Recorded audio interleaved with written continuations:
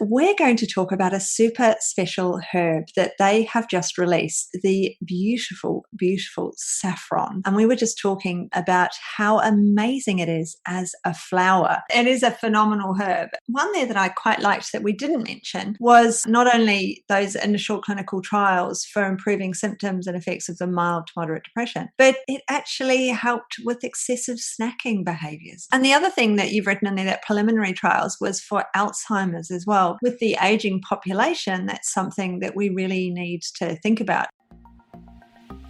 Hello and welcome. Mentoring with Geraldine is a bite-sized practitioner podcast for naturopaths, nutritionists, herbalists, and practitioners. This podcast responds directly to your needs, the needs of the practicing natural therapist. With interviews, herbal discussions, something business and something clinical each week, you'll get the variety you need and enjoy to stay motivated in practice. Hello, everybody, and welcome back to Mentoring with Geraldine and the Bite-Sized Podcast. I got my words muddled there. And I've got Christine with us from the Herbal Extract Company. And we're going to talk about a super special herb that they have just released. So obviously it's a herb that's been around a long time. It is, after all, what we do, we look at the traditional as well as the modern evidence. But they have just launched the beautiful, beautiful saffron. And we were just talking before we came on about how amazing it is as a flower. And I tried to grow it and failed. So tell us what it looks like. Yeah, I don't know if you can see. It's a very beautiful purple flower. You can see from the monograph here. You can even see, you can see the you look closer, you can even see the stigma, which is what's used in the herbal medicine. It's a very rarely used plant part, actually. I have our raw material here. It's very exciting to have this amazing herb that's the most expensive herb in the world. It is, and it's not surprising. Each flower that grows out of the ground as a flower only has 3 of those stamens. Yeah. So growing them, so expensive. It's very, very, as the person going around picking them, collecting the 3 stamens from each flower is very, labor intensive. Yes. And you've got to grow a lot of them to be able to create this amazing herbal tincture. I mean, it's got a long traditional use. And when I first heard about it many, many moons ago, it was from a rep, and she was saying that traditionally in her culture, they'd make it as a tea. So they'd have 2 stamens in as a tea for eyesight. Yes. So, and that was the way that they had it traditionally as part of their culture, and her grandmother would drink 2 stamens every day in a cup of tea. We can be high in antioxidants. Look at it. Look how beautiful it is. And that the yellow is sticking to the side of the glass. So for those people who are watching the YouTube, you can see how amazing that touches on the side of the glass and how it grips and how it's an incredible, incredible saffron colour. It is the colour of the stamens. So often when we see a herbal tincture, it doesn't have the same colour as what it's created from. But in that case, it really, really is saffron colour, saffron smell. It is very distinctive. The aroma that's coming here now is so, sweet and delicious. It's very distinctive. And so, why it's used in cuisine as well. It's highly prized in cuisine, and so it has this exceptional taste and like really unique aroma. And the reason, one of the because it's the sort of most expensive spice in the world, we have to be very careful because it also means it's one of the most adulterated. So that is one area, the making sure the identity and the quality. We have to really test to make sure that it's not adulterated. It can be adulterated with calendula, flowers that are the same colour.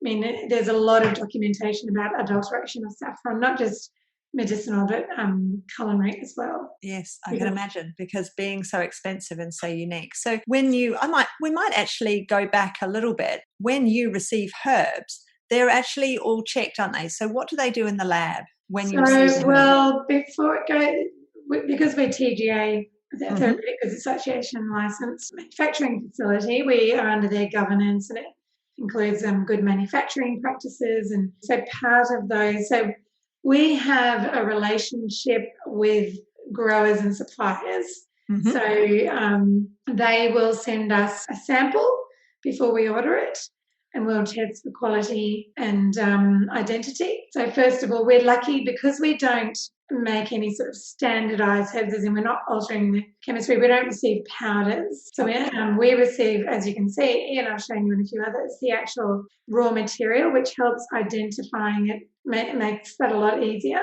Yes. Because when it's in a powder, so we look at that, and then in the lab they'll look at that under a microscope, and we have pharmacopoeias that will tell us what we need to be looking for as far as cell shapes and that sort of thing. And then we'll also do chemical testing. So we have HPLC and TLC, so thin layer chromatography and high performance liquid chromatography, and that looks at all the different chemicals. And we have pharmacopoeias and also testing standards that will tell us that that's the right herb. And once we are sure that we have a good quality, we've identified it to be the correct herb, then we'll put it into manufacture. Yeah.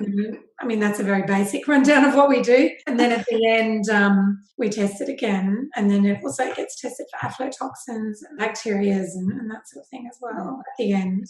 Yeah. So because we did a live when I came to visit you in Sydney, or I visited the Herbal Extract Company. We went through and we looked at all of those huge bags of herbs and how they were all inspected. And we also saw bags of herbs that were rejected because they had contamination. So they'd gone to your lab, but because they'd gone to your lab and in your lab, they'd discovered this isn't what it says it is on the can or in the bag, they then sent it for external verification as well. So a lot of, it's not just that you're getting it from the same supplier, you're actually checking all of the batches to double check they really are what they say they are. And you're using external verification as well. So you've got a full lab there. You've got people doing the full lab all in their little glass room and their big machines.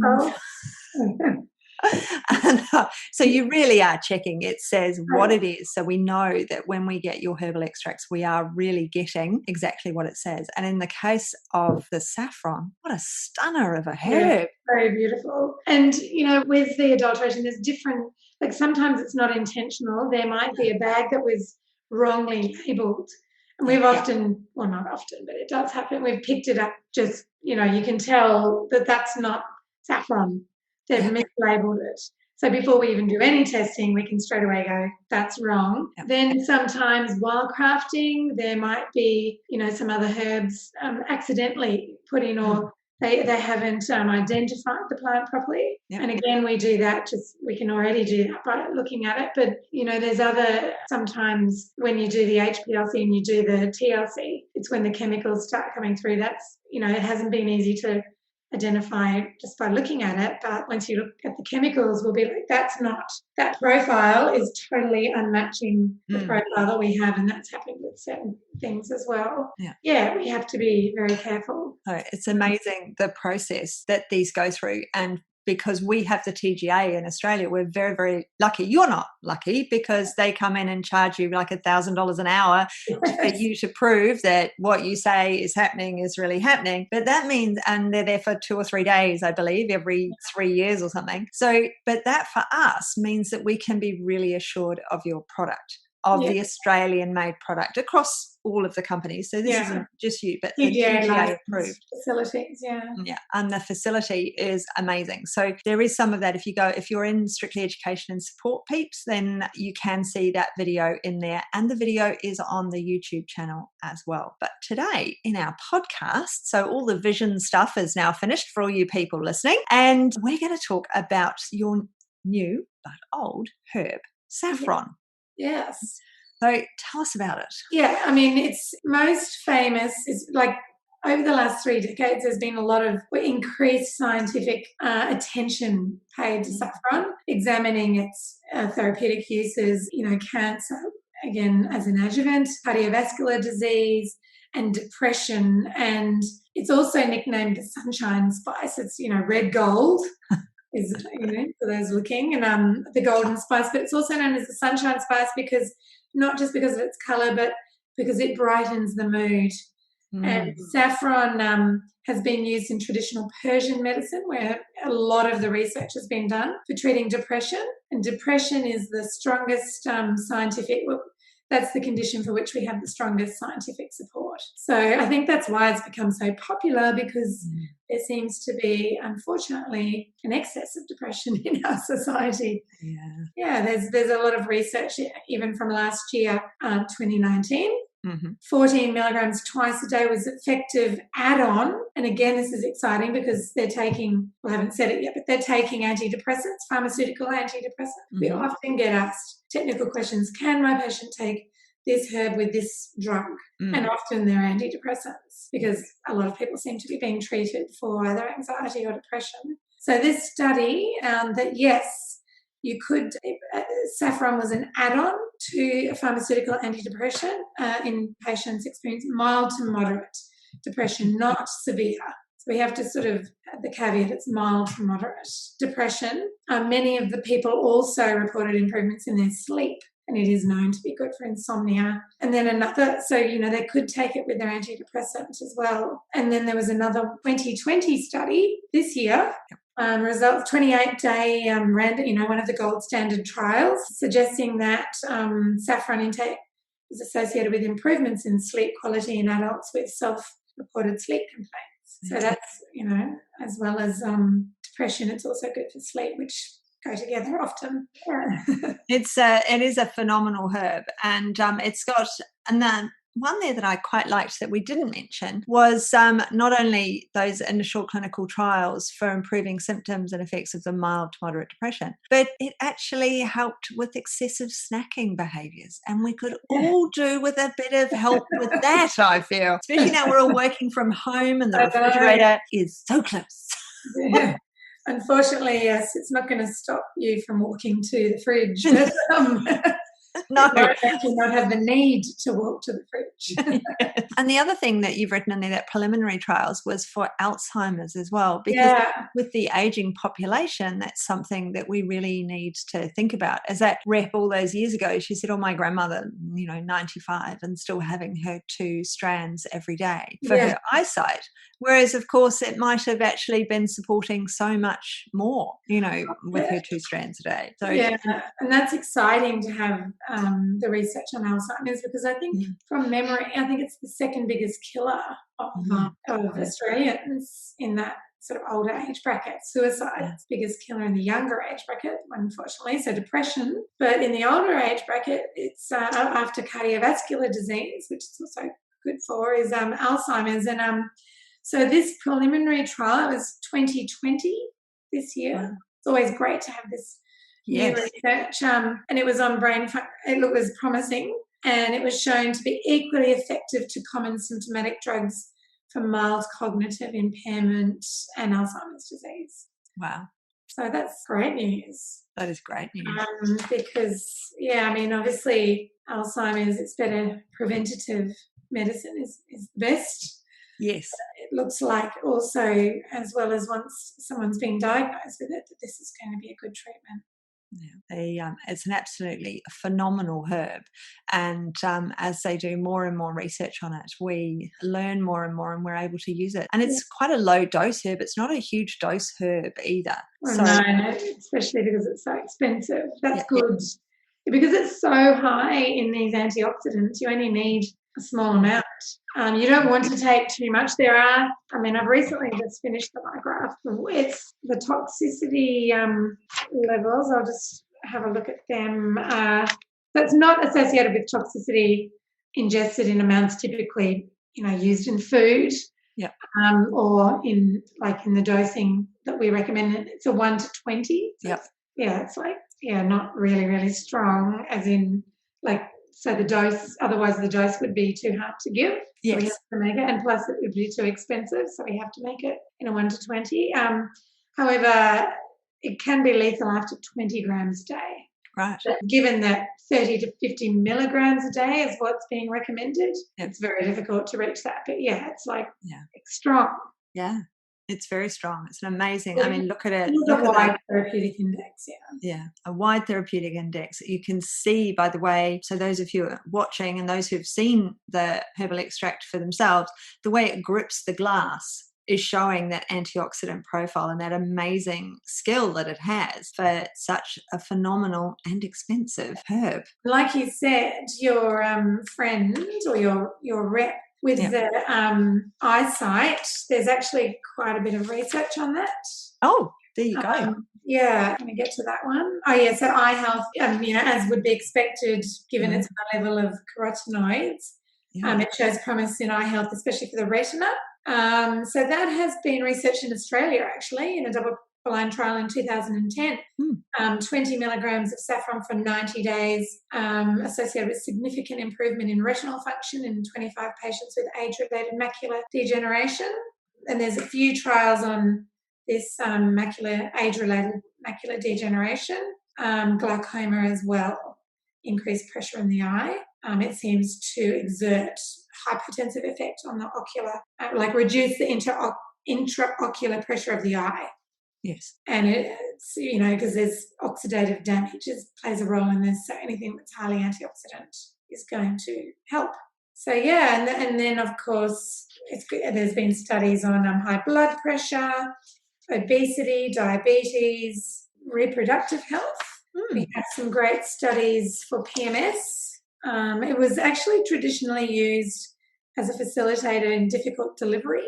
So, but it's also for uterine pain and in the menstrual cycle and regulating the menstrual cycle. And there has been a study showing that it can shorten the delivery process. However, you wouldn't want to take it early on in the pregnancy. So just right at the end with delivery is what it's been used traditionally in this Iranian sort of Persian area where it's been used a lot.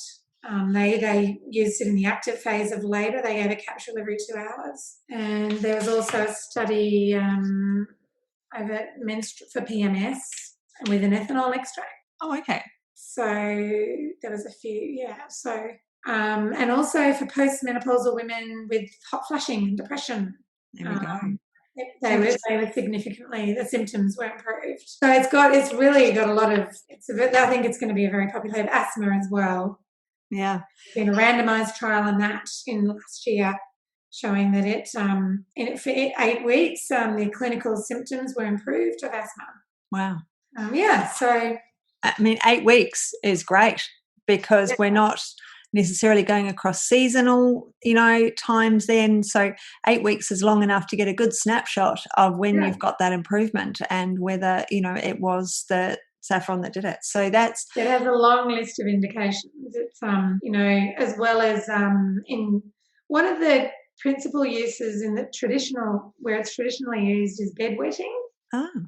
And it's also obviously immunomodulating. They're really looking into that, as far as potential role in the treatment of cancer. And there's clinical trials on that as well, on its immunomodulating effect in healthy people. Right. But it had, had immunomodulating effects. And there's some preclinical research on its use in cancer. It's a very exciting herb for us to have added to our stable. Yes. But its main, I think what everyone sort of knows about. So this low mood, insomnia, cognitive disorder, improving brain function. Yeah, it's an amazing, amazing herb. We're really lucky to have access to it and be able to give it to our clients, especially those, we've got a whole gamut of people, pretty much 50 onwards, even 45. And then, that you're going, actually, all of the reasons are here for you to be having this herb when we're looking at well health and continued well health. Yeah, preventative. All that preventative stuff because, the Alzheimer's and all of those functional problems. So if we can start early enough, if there is that, genetic or familial susceptibility, then it's great to have these things so that we can start them on them at an early stage. And if they've already been on them because of the asthma or whatever, then it's a great one. Yeah. It's a really good one to have on the shelves. Like you said, that lady who was they just traditionally know to do that, to have 2 sigmas a day to fend off old age. Yeah. I mean, this was years ago that I had this conversation with her, and it was before saffron became a tincture for anyone. And I don't even know what we were talking about or how we'd got to it, possibly because my own mother is, getting older. So it might have been a conversation about that. And it's just something it's always stuck with me. 2 strands every day. Yeah. A cup of tea is how she had it. And I said, with 2 strands of saffron. What a wonderful way to live out your last years. Yeah. So an incredible herb that we're so lucky to have made available to us with so much research behind it, so much information, and people doing work on it all the time. So we're super, super lucky. Now, have we missed anything from this one? Oh, there's a lot. I'm sure we have, but there's a lot on it. But I think there's a lot on it. Summarize it. We've done well. It's an ancient herb that's got a lot of modern attention.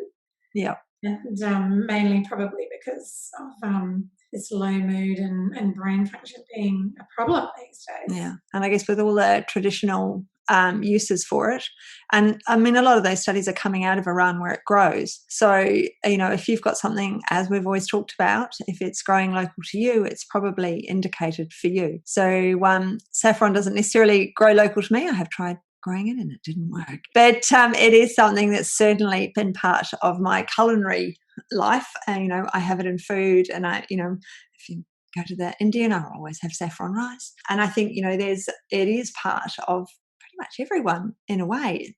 Who hasn't heard of saffron? Who hasn't seen some golden food? Like the rice or whatever it is. So it's an absolutely phenomenal herb. We're very lucky to have it. So even at the high price that it is, but it is, you're not giving a lot of it. It's not. Yeah, that is the bonus.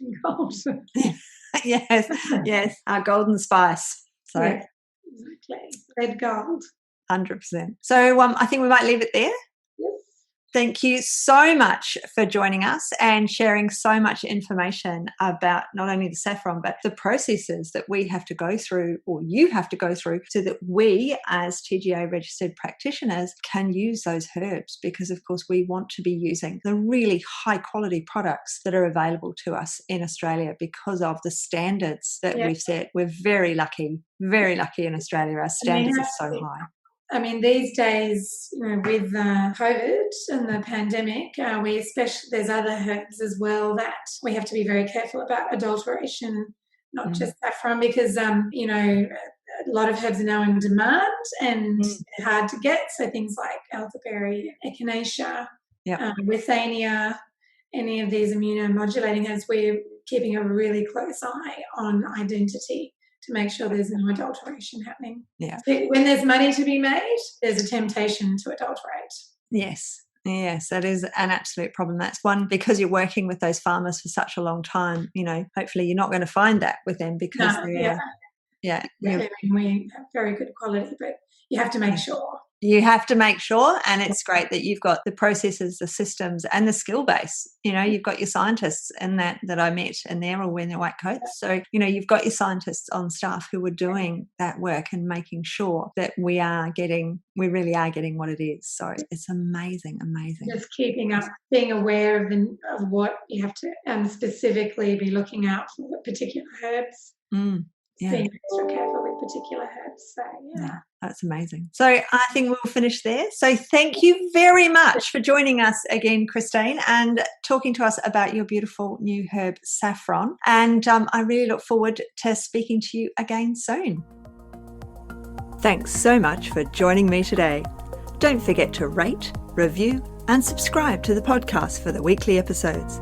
If you'd like even more support and learning, then the Academy is for you. Here you'll find part 2 of the herbal discussions, more clinical learning, and case studies to support your clients in practice. Bye for now.